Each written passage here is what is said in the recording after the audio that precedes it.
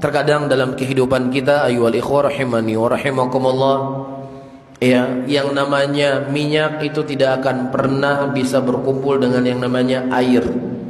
Sesuatu yang baik tidak akan pernah bisa terkumpul dengan sesuatu yang jelek. Pasti akan mental dengan sendirinya. Walaupun tadinya mereka bersahabat, walaupun mereka tadinya ya jalan bareng, semuanya bareng, tetapi ketika sudah ada perbedaan, maka disitulah akan ada satu di antara dua mereka tuh mulai risih. Orang yang dia ingin mulai dekat dengan Allah sudah mulai risih untuk berkawan dengan orang-orang yang suka bermaksiat kepada Allah. Orang yang suka bermaksiat kepada Allah juga akan mulai risih untuk bersahabat dengan orang-orang yang selalu berbicara surga, surga, neraka, Allah, Al-Quran. Pasti akan ada rasa jenuh.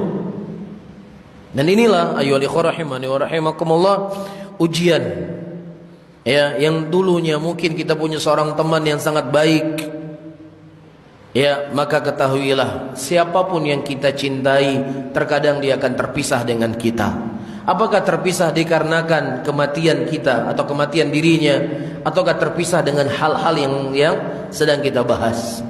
Dia sudah mulai risih berkawan dengan kita, sudah mulai risih ngopi dengan kita, sudah mulai risih untuk berkomunikasi dengan kita. Ya, dan itu bukanlah sesuatu ya musibah buat kita, ayyuhal ikhwah rahimani wa rahimakumullah, karena yang kita takutkan, yang kita khawatirkan ketika Nabi Muhammad sallallahu alaihi wasallam kelak di yaumul qiyamah menghalangi kita untuk tidak bisa minum dari haudnya beliau. Itu yang kita khawatirkan. Ya, kita khawatir nanti di yaumul qiyamah Rasulullah enggak mengenal kita sebagai umat beliau.